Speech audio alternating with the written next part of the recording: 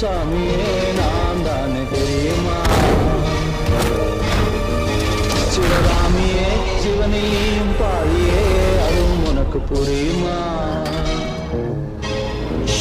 சுகலாயும்